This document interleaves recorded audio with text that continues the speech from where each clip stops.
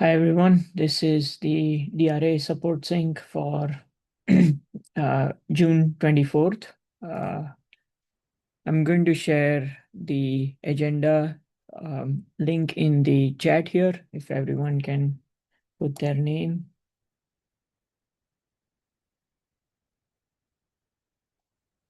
And I'll first start with the review of the beta graduation intended for 1.9. So the code freeze is here.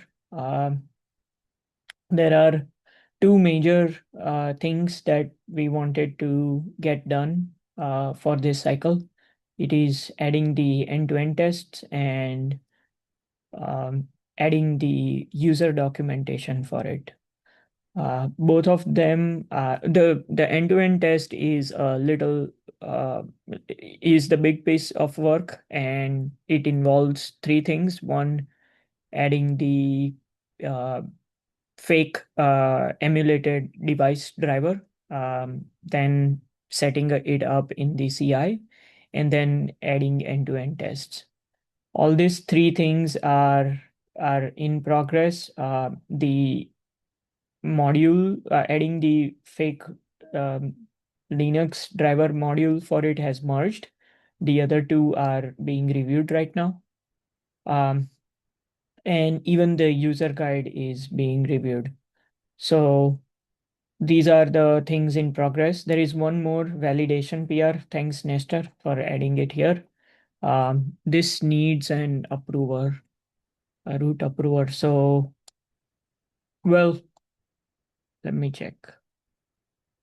So the changes are in Virt controller and Virt controller. Okay, so maybe we don't need the root approver. Compute approver can bless here as well. So I don't know if Orel, if you have enough, if you have like some cycles, if you can take a look. This is very much needed for the freeze. Which one? I'm sorry. This look good to me. If you want, I can tag you here. Yeah, I'll go into the document thing. Okay.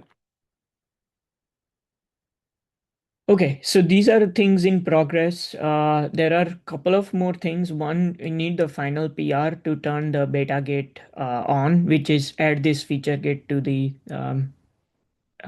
to beta. I have not done that yet. I'll open this PR soon. And the other one is move to the Kate's library. So this one actually depends on 136 dependencies. I have an issue open, but it is not picked. Uh, I have marked this as optional for beta because it is an implementation change and it does not block the API from graduating. So um, it is hidden behind in the implementation detail. So that's why it is optional and we don't really need this one to block the beta gate. But yeah, because so many things are in pending or in review right now, I'm going to ask for exception for this. I'd like to hear if anyone has objection or feels strongly about um, about the timeline right now.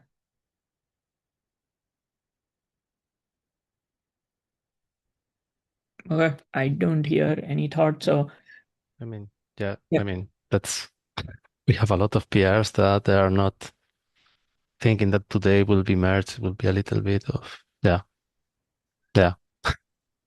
yeah, Plus no, one to the will not suggestion. be merged today. I'm pretty sure about that. I just wanted to see if anyone has objections, like as a concept of going to beta. If anyone has objections and would want to discuss not creating an exception for it, then now is a good time to do that. But I agree, yeah, like in the next day or so, I don't expect these PRs to merge. Next. Yeah, just want to mention no objections, but you should ask for an exception. Yeah. Yeah. Okay. Yeah. Did you have anything that you would like to discuss here, Felix? Any major blockers that we need to look at in next day or two? Not specifically blockers, but three-chess work is also related to this, right? It's about implementing the test lights for this. Yes. Yes. That is here in these two PRs. It's captured here. Yeah, right. Yeah, I just posted a few more comments, and I think that the test PR is progressive. Okay. Yes, I see a hand here. Edward, go ahead. Yeah, I just wanted to check. So, regarding the exception, so you need to explain there the gap and that you're going to make it. So I think that you can get an exception for a week or something like that. Mhm. But do you have the people that can finalize this in a week? That's like, do you need maybe to gather people to help you now, or I don't know. So these PRs are already being reviewed heavily right now. We just need uh, yeah, I'm not sure. I have at least Srija at least has 3 to 4 people looking at the PR. So I would say it is actively being reviewed. I'm not sure it needs more people. Okay, just try to explain that it will reach like finalization in the period that you are asking. Okay, sure. Yeah, I've looked at all the PRs. There are no major conceptual blockers. It's just small syntax or small things that needs to be hurdled. People can keep me. Other reviewers can keep me honest. Uh, but that was my opinion of this work.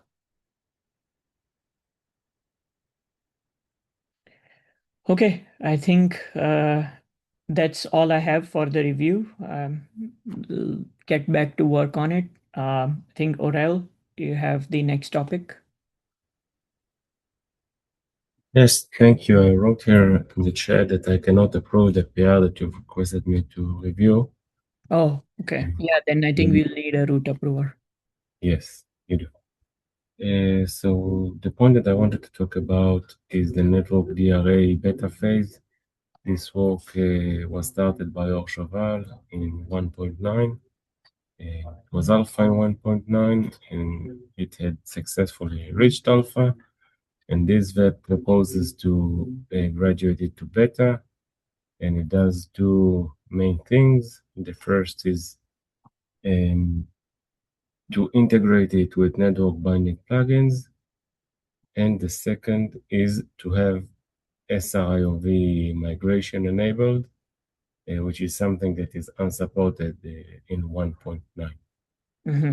This is the web. I'm looking for comments. I already have one LGTM from the network chair, and I would appreciate feedback from people. Okay. Yeah. I think I would like to take a look at this. It's just I'll prioritize it after code freeze if that's okay, timeline wise. Right now, I think we need to get unblocked on a lot of code free stuff.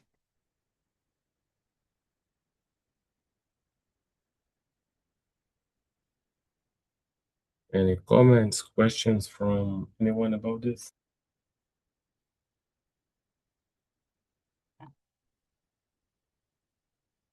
So yeah, one quick comment that I noticed while skimming through, there is no API change involved in this. Is that correct, or did I skip over that? There will be a tiny API change, something very insignificant. It's called info source. And with Multus, we have the Multus info source, Multus status info source. And here we would make we would add another one to include both Mortus and the DRA, and we'll call it pod status to emphasize that the device is now inside the pod and is visible to KubeVirt. This is the only API change here. Okay. Yeah. Can you add the API change in terms of the struct? I think. It's It's a not value. Oh, it's a value change. Okay. This one. Yes. I see. Okay. So this one is an enum value. You have three of these usually. You have the can have this one pod status, domain, and guest agent. To say that we see it on the pod, we see it in the domain, and we see it in the guest agent. But direct answer is no. It's not an enum. It's like it's a text that includes with semicolons the semicolon. I don't remember something a separator that gives you the information where this information is coming from. That's it. Yeah. The reason why I ask is what will happen if the old clients don't know this value? Are they safely able to ignore it and function, or they'll break in some way? If they don't consume it, usually they won't care. And even if they do consume it, we will edit in a way that will not affect backwards compatibility. Yeah. I mean, we have to assume they don't consume it, right? Because they are old clients. They are not aware of this field at all. So I think it's the first assumption. I mean, this field is a string, so the only thing that will change is the value of the string. It's not like an added field. It's a new value to an existing field. Okay. So, all right, it's if there will be an old client, then it will not know about to identify, for example, that you work with DRA. It will not identify if he cares about when he's debugging something. He will not know about the fact that the DRA did its job and now the interface or the device is inside the pod. That's what it will not be able to detect that. That's it. But usually this is also used internally, like it's also for communicating internally that this is happening. So the logic inside our controllers or vTender, they depend on this information to take decisions. So Right. I understand that part. And that's what I am asking in the sense that, like, if you can think of a client which works on the network interfaces, think about a component which looks at the network interfaces and reports, pod IP status or something like that, right? If that client is a old client, if it does not identify this pod status, and in that scenario, if it crashes, then we are actually breaking clients by introducing this. So what do you mean crashes? How can it crash? because of an unknown field, right? But it's not an enum. It's first of all, it's I would It's say if a client try to use rules that are not based on the schema, it's his problem because so it's normal that the server side, I would say, will add fields. That's totally fine. If the client decided to make these rules by themselves, that's their problem. But this is not in the schema, so I don't see the right. problem. Yeah. No, I agree with you. I think what you're saying is that the client should find a way to gracefully handle uh, unknown fields that are added in the future. I was Yeah, just raising a question that, are there any cases where internally, things will break because of addition of this new field, new value of the field, and it looks like it will not. So that answers my question.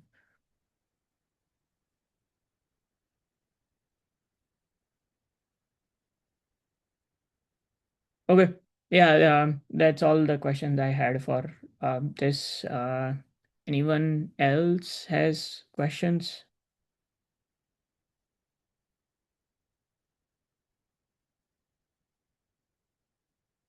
Okay, I think we can move on to the next one. Nestor?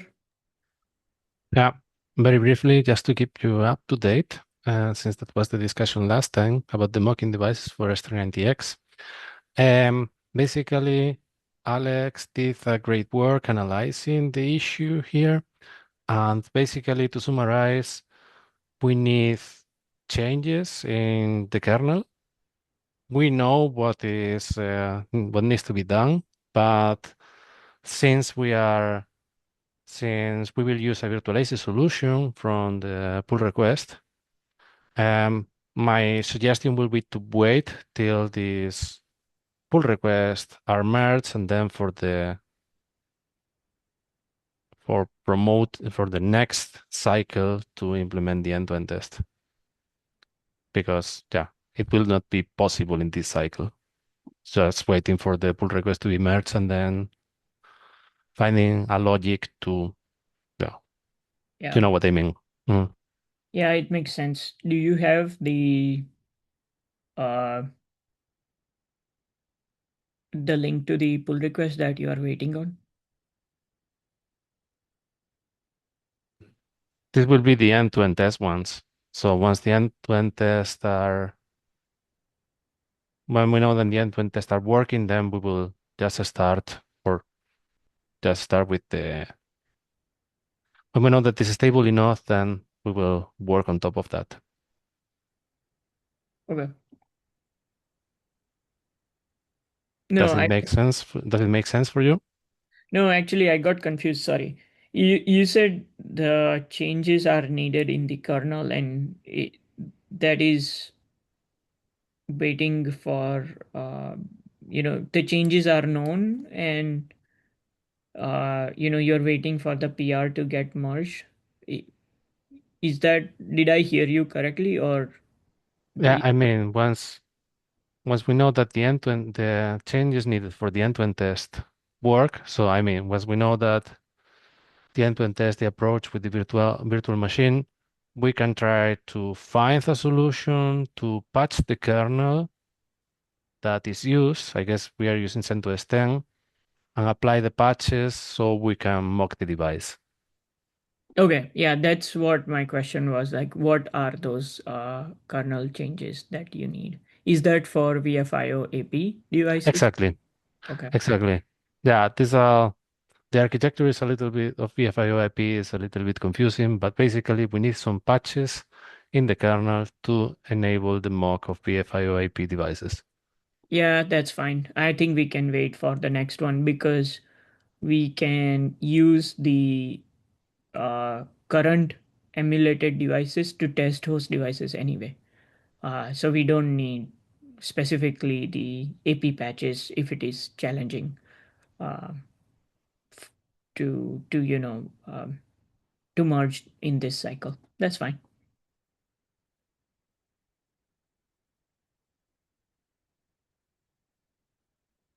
And I think Alan has a question in the chat.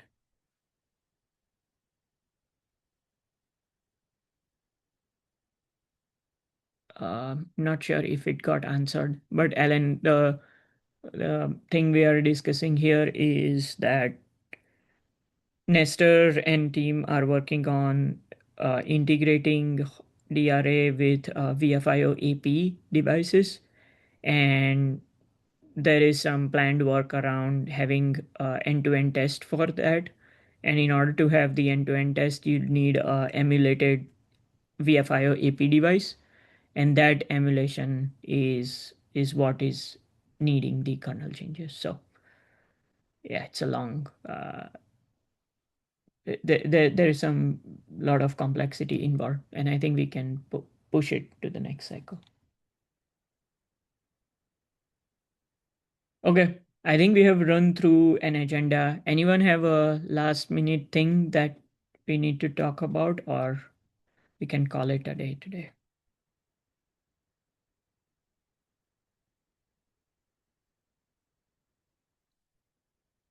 Okay, I hear silence. So thank you everyone for joining today, and I will see you in 2 weeks. Have a good day. Bye. Thank you. Bye.